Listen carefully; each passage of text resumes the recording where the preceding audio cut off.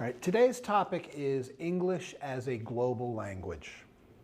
Now, linguists use the term global language to refer to the use of English worldwide for global communication. I know some of you, your first languages are Spanish or Chinese, but English is our common language here in the classroom, what's known as the lingua franca. It's the common language throughout the world right now as well, isn't it? Professor Braj B. Kachru, an authority on the use of English, called the current global use of English unprecedented. This means that in the history of the world, there has never been one language used by so many people. It just hasn't happened before. And it's important that we as linguists consider what it means for English to be a global language. Now, today I'm going to give you two contrasting points of view about English as a global language.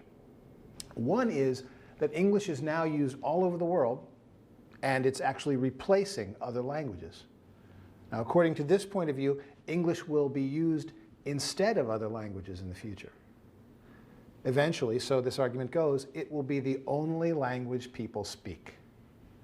Now, the second point of view is that English will not truly become a global language and replace other languages because it's not the main language spoken by people worldwide in their daily lives.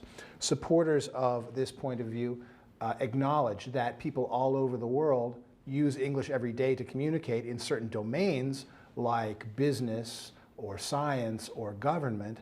They contend, however, that people have retained their first languages and will continue to do so.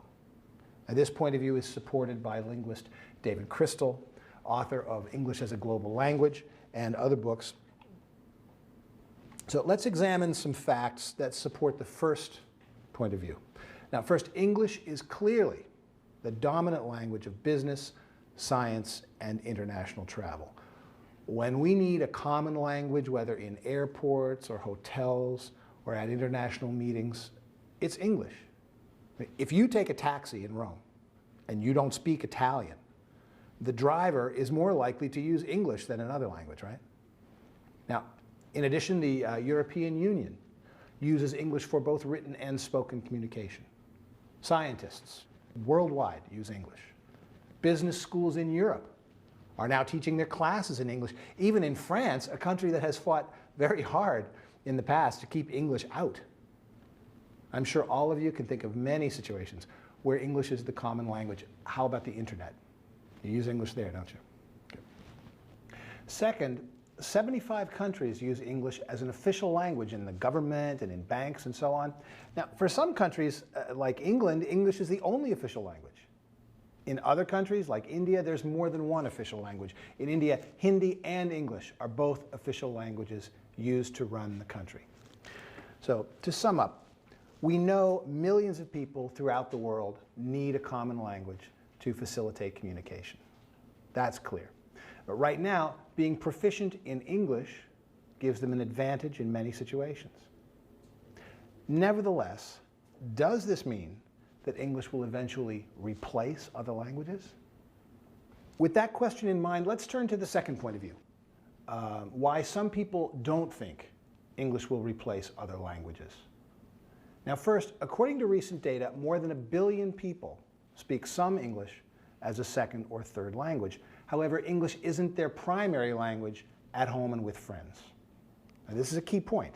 These people may use English for work or school each day, but nowhere else. Right? Even in English-speaking countries, millions of people prefer to speak a language other than English all the time. For example, Spanish is very common in large cities like New York or LA. Second, I mentioned there are 75 countries where English is the official language, but this doesn't mean that everyone there speaks English. Not at all. Take India again.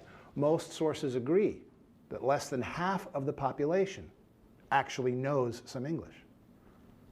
Okay. Third, people may only know the English required for a specific job situation. For example, the taxi driver in Rome that I mentioned earlier may only know phrases like, where are you going, or what is the name of your hotel? And another example is with the airlines. Pilots in Korea or China may only learn the English they need on the job. English doesn't replace Korean or Chinese for them. They don't use English instead of their first language. They use it in addition to. There are many situations worldwide like this, aren't there? It's evident that millions of people worldwide know only the English required for specific situations. English isn't their main language in daily life. So where does that leave us? Well, now that you've heard the reasons behind these 2 points of view about English as a global language, what do you think? Myself, I don't see it replacing other languages. I agree with David Crystal that language is a part of culture. As globalization continues, the use of English spreads, people will want to hold on to their own languages and cultures more than ever. Do you agree?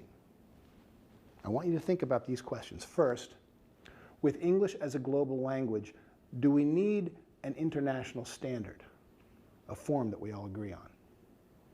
Question 2, if yes, which standard should we use?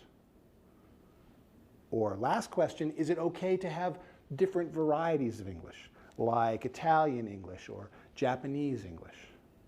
And why? Think these over. We'll see you next time.